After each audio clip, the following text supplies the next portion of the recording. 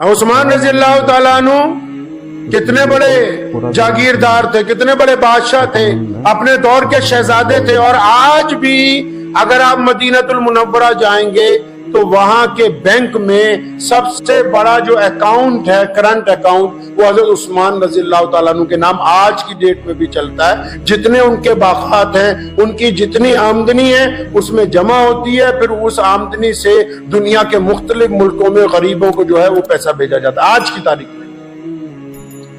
عثمان رضی اللہ تعالیٰ عنہ کے متعلق لکھا ہے جب سے حضرت ابو بکر خلیفہ تھے، سنیے، اگر اللہ نے آپ کو دولت دی ہے اس لیے نہیں دی کہ عیاشی کرتے پھرو، اس لیے نہیں دی کہ شرابیں پیتے پھرو، اس لیے نہیں دی کہ بہت زیادہ مہنگی گاڑی میں بیٹھ کے کسی غریب کے کپڑوں پر کیچڑ اچھالتے ہو جاؤ، اس لیے نہیں دی کہ بہت زیادہ مہنگے کپڑے پہن کے کسی غریب سے ہاتھ نہ ملاؤ، اس لیے نہیں دی کہ پلیٹ میں آدھا کھانا چھوڑ دو، اس لیے آپ کو اللہ نے دولت دی ہے کہ تم اس دولت کے ذریعے اللہ کے بندوں کی مدد کرنے کے لیے تیار ہو۔ غلط فہمی ہو گئی ان کو۔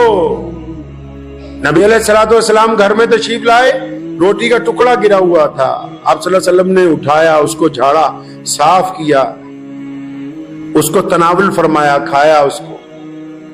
ہم سب کی ماں امی عائشہ رضی اللہ تعالیٰ عنہ موجود تھی۔ بڑی تاریخی بات، نبی علیہ السلام نے تو جو فرمایا ہے نا اس کا تو مطلب نیول البدل کوئی نہیں ہے۔ فرمایا عائشہ یہ رزق عزت دار چیز ہے۔ کیا ہے یہ؟ عزت دار چیز ہے رزق، اگر یہ کسی سے چھن جائے تو پھر واپس نہیں آتا، اگر لوگ اس کی عزت نہ کریں تو پھر واپس نہیں آتا۔ جو لوگ رزق کی بے قدری کرتے ہیں، جو لوگ دولت کی بے قدری کرتے ہیں، پھر نہیں آتی یہ، کیونکہ عزت کا ہی تو معاملہ ہے ساری دنیا میں پھنسا ہوا۔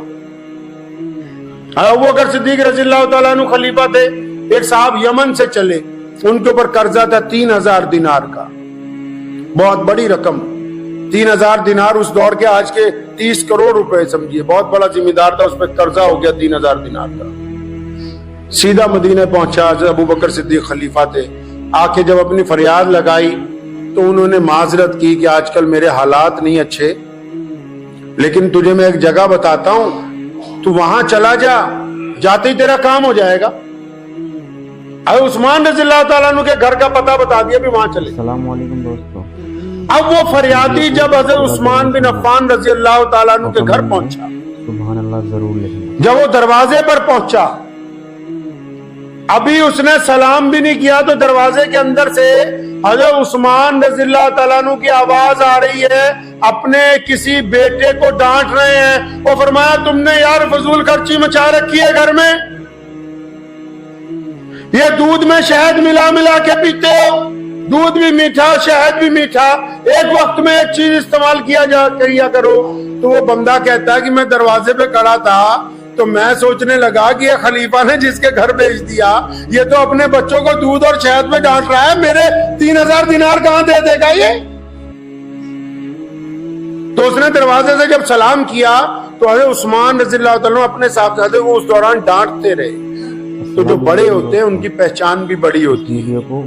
آج کل کچھ لوگ کپڑے پہن کے بڑا بننا چاہتے ہیں، کچھ لوگ اچھی گاڑی میں بیٹھ کے بڑا بننا چاہتے ہیں، کچھ لوگ بدتمیزی کر کے بڑا بننا چاہتے ہیں۔ کسی نے کہا نا کہ وہ جناب فلاں صاحب بڑے بڑے ہو گئے، اور میں کیوں کہ آپ اچھا بولنے لگے ہیں؟ اب ان کو ناراضگی کی جگہ غصہ نہیں آتا۔ بڑا بندہ اپنے قد کی وجہ سے نہیں بنتا، اپنی چمڑی کی وجہ سے نہیں بنتا۔ سیدنا بلال رضی اللہ تعالیٰ عنہ کا رنگ کالا ہے اور وہ حبشی ہیں اور پاؤں میں جوتی نہیں ہے، کپڑے پھٹے ہوئے ہیں، لیکن اللہ نے ان کو مؤذن رسول بنایا، اور رسول اللہ نے فرمایا کہ بلال کہ جب میں قیامت کے دن جنت میں داخل ہوں گا تو مجھ سے بھی آگے ہوگا۔ صحابہ نے کہا یا رسول اللہ یہ کیسے؟ فرمایا جس اونٹ پر میں سواری کروں گا اس کی مہار بلال نے پکڑی۔ ویڈیو کو پورا ضرور سننا۔ تو بڑے ہوتے ہیں، سبحان اللہ، ضرور لکھنا۔ اگر بڑا بننا چاہتے ہیں تو اپنے مزاج میں عاجزی لانی ہوگی، اپنی زبان سے نفرت کو نکالنا ہوگا۔ تو عثمان نے جب دروازہ کھولا نا بڑی قیمتی بات کہی، کیونکہ بڑے ہیں، کہنے لگے وہ بھائی اللہ کے واسطے معاف کر دے، तुझे बाहर जरा चंद मिनट इंतजार करना पड़ा, मैं अपने बच्चों को कोई बात समझा रहा था। अपनी बैठक खोली जिसको ड्राइंग रूम कहते हैं, उस्मान रज़ी अल्लाह ताला की कोठी पे गया था, बिठाया तो अपने खादिम को बुलाया, फरमाया मेहमान है कुछ खाने के लिए लाओ। तो मेहमान जो है उसके लिए जो खादिम जो है वो खजूरों का हलवा लेके आया, दूध लाया, दूध में शहद मिला के लाया। तो मेहमान कहता है मैं सोचने लगा अपने बेटे को तो डांट रहे थे कि दूध में शहद मिला के ना पियो, पूरा जरूर सुनना, मुझे तो 3-3 चीजें इकट्ठी मीठी दे रहे हैं। सुभान अल्लाह जरूर लिखना। तो अक्सर लोगों के दिल में सवाल आने लगते हैं, कहीं जाते हैं तो 200 सवाल दिन में होते हैं, भी ये भी पूछ लें वो भी पूछ लें। तो कहने लगे जब मैं दूध पी चुका, हलवा खा चुका, तो अभी मैं कुछ पूछने ही लगा था, तो अपने फिर खादिम को बुलाया, फरमाया वो जो इस मेहमान के लिए हमने ऊंट तैयार किया है वो लेके आओ। तो वो ऊंट जो है जब पेश किया गया उसको लेके आए बाहर अपने सहन में, फरमाया इस ऊंट पर तुम्हारे लिए तुम्हारे सारे घर वालों के लिए नए कपड़े लाती है। 5000 दिनार इस ऊंट के थैले में डाल दिए, यहां से यमन तक के लिए सूखा खाना, सूखे मेवे वो भी अलग से इसके अंदर डाल दिए गए, पानी का मिश्कीजा भी तैयार करके रख दिया गया है। अल्लाह तुम्हारा सफर आसान फरमाए, जाओ। तो क्या मैं तो 3000 मांगने आया था, 5000 दे दिए। तो मैं जब ऊंट की महार पकड़ी तो मेरे दिल में बिल ख्याल आया, मैं कहा जी हजरत ऊंट क्योंकि कीमती है, आज भी बहुत कीमती है। मैं कहा हजरत ये ऊंट कौन वापस लेके आएगा? और उस्मान ने फरमाया कि भाई वापस लेने के लिए तो दिया ही नहीं, ये भी शादी में हथिया। तो कहने लगा फिर कि हजरत अच्छा एक बात तो बता दो, आपको हजरत अबू बकर ने पैगाम भेज दिया था? और फरमाया भाई ज्यादा बातें नहीं किया करते, काम हो गया है, बस अल्लाह का नाम लो, जाओ।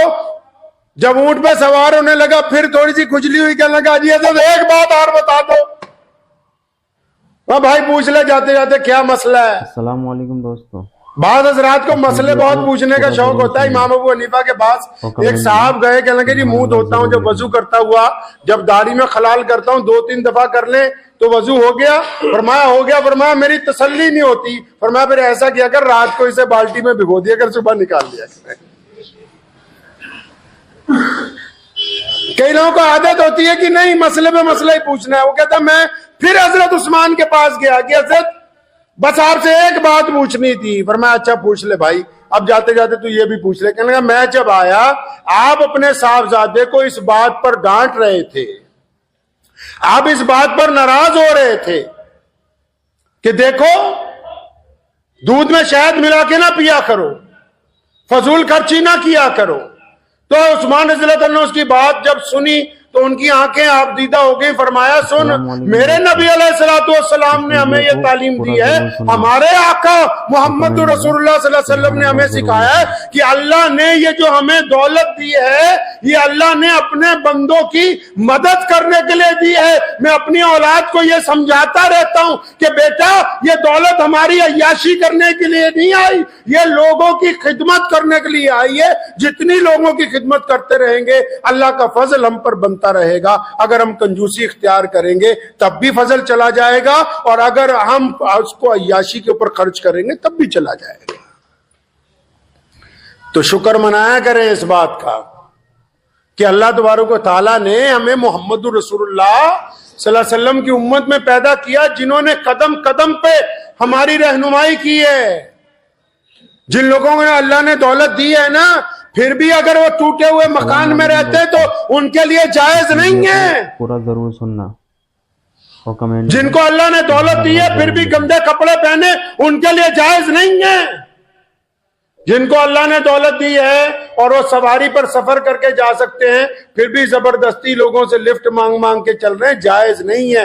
अल्लाह ने जो नेमतें दी हैं उनका इजहार होना चाहिए, और फिर अल्लाह की नेमतों में से हकदारों को हक देना चाहिए। मेरे वालिद शेर इस्लाम मौलाना हबीबुर रहमान लुधियानवी रहमतुल्लाह अलैह को अल्लाह तबारक व तआला उनके दर्जात बुलंद फरमाए। हमने सारी जिंदगी उनके साथ गुजारी, तमाम बातें उनसे सीखी। बड़ी अजीब बात उनकी ये देखी کہ جب کبھی یار دوست کوئی آ گیا, کوئی مسلمان آ گیا, کوئی ضرورت مند آ گیا, اگر اس نے آ کے کہا نا جی حضرت قرض دے دے, قرض دے دے, جب میں تھوڑا کام سنبھالنے لگا ان کے ساتھ تو میں نے خود اس بات کا تجزیہ کیا اور ذمہ داری سے کہتا ہوں, جب کوئی آتا تھا حضرت کے پاس کہ حضرت قرض دے دیں, تو جواب نہیں دیتے تھے, اس کو بٹھاتے تھے, اپنے حجرے میں جاتے تھے, جتنا سامان دینا ہو, جتنے پیسے اس وقت میسر ہوں, یہ نہیں دیکھا بھی اپنا کھانا خالی ہو رہا ہے یا نہیں, وہ لا کے ان کی جیب میں ڈالنے اور فرمانا بیٹا بھائی قرض تو میں دیتا نہیں ہوں, تیری پریشانی میں جتنا میں حصہ ڈال سکتا تھا وہ ڈال دیا تاکہ تجھے واپس دینے کی ٹینشن نہ ہو, مجھے لینے کی نہ ہو. ساری زندگی ایسے گزاری, تمام لوگوں کے ساتھ یہی معاملہ کیا. پیارے نبی صلی اللہ تعالی علیہ وسلم نے امت کو یہ بہترین دین عطا فرمایا ہے. آپ یہ دیکھ لیں کہ ہماری عبادات جو ہیں وہ اس بات کی علامت ہے کہ اللہ تبارک و تعالیٰ نے آپ کو بہترین انسان بنایا ہے. تو اس لیے کنجوسوں کو میری گزارش ہے بڑی, اور کمنٹ میں جو بھی حضرات کنجوسی کرتے ہیں پہلے تو اپنے حالات اچھے کیجیے. اگر آپ کو اللہ نے دولت دی ہے اس کا اظہار ہونا چاہیے, اور بس اس حد تک اچھے کیجیے جتنی ضرورت ہے. مولا علی رضی اللہ تعالیٰ عنہ گزر رہے تھے, گوشت فروش نے کہا کہ حضرت سامان پیک کر دوں, فرمایا نہیں آج کچھ نہیں ہے جیب میں. حضرت ایسا ادھار لے جائیے, فرمایا کیوں, اپنے پیٹ سے نہ ادھار کر لیں جو تیرے سے ادھار کرنا ہے. قرضوں میں نہ پھنسیں, یہ قرضے اچھی چیز نہیں ہیں, سود اچھی چیز نہیں ہے. اگر جتنا گزارا خودداری کے ساتھ ہو سکتا ہے. علامہ اقبال رحمۃ اللہ علیہ کا قصہ میں آپ لوگوں کو بار بار سنایا کرتا ہوں. ان کا بیٹا انگلینڈ میں پڑھتا تھا تو اس کے پاس پیسے ختم ہو گئے, یہ بھی وہیں سے پڑھ کے آئے تھے, وہاں وکالت بھی کرتے رہے. تو بیٹے نے علامہ اقبال کو چٹھی لکھی کہ ابا جی پیسے ختم ہو گئے, ابھی مہینہ ختم ہونے میں 10 دن ہیں, آپ اگر کہیں تو فلاں برسٹر جو آپ کا دوست ہے اس کے پاس جا کے چند پاؤنڈ لے لوں, اس سے کچھ پیسے ادھار لے لیے جائیں, جب مہینے بعد آئیں گے تو دے دیں گے. بیٹے کو خط کے جواب میں خط نہیں لکھا, پوری نظم لکھ کے بھیج دی. فرمایا خود ہی نہ بیچ, فقیری میں نام پیدا کر. اپنی خود ہی نہیں بیچ دیا کرتے بہت جلد. اللہ تبارک و تعالیٰ کے اوپر یقین رکھ کے محمد رسول اللہ کی پیروی اختیار کرو, خود بھی کھاؤ دوسروں کو بھی کھلاؤ, اور جب کوئی مانگنے والا آپ کے دروازے پر آ جائے, یاد رکھیں وہ لوگ جو مانگنے والوں کو دھتکارتے ہیں, رسول اللہ کا حکم ہے مانگنے والا دروازے پر آ جائے تو اس کو خالی نہ لوٹایا جائے, بیٹھ کے ڈینگے نہ آکا کرو کہ تو ہٹا کٹا ہے, تو یہ ہے. اور جنہیں نے ہاتھ ہی پھیلا دیا اس کے اوپر اب کوئی بات رہ نہیں گئی ہے. حضرت مفتی محمد احمد لدھیانوی رحمۃ اللہ علیہ, میرے دادا مرحوم, اکثر ہمیں یہ بات کہا کرتے تھے. اکثر بہت سارے لوگ بار بار آتے تھے, اسی کہ ابا جی روز آ جاتا ہے. اور فرمایا خدا دا شکر نہیں اللہ نے سانو دین والے چ رکھے, لین والے چ نہیں رکھیا.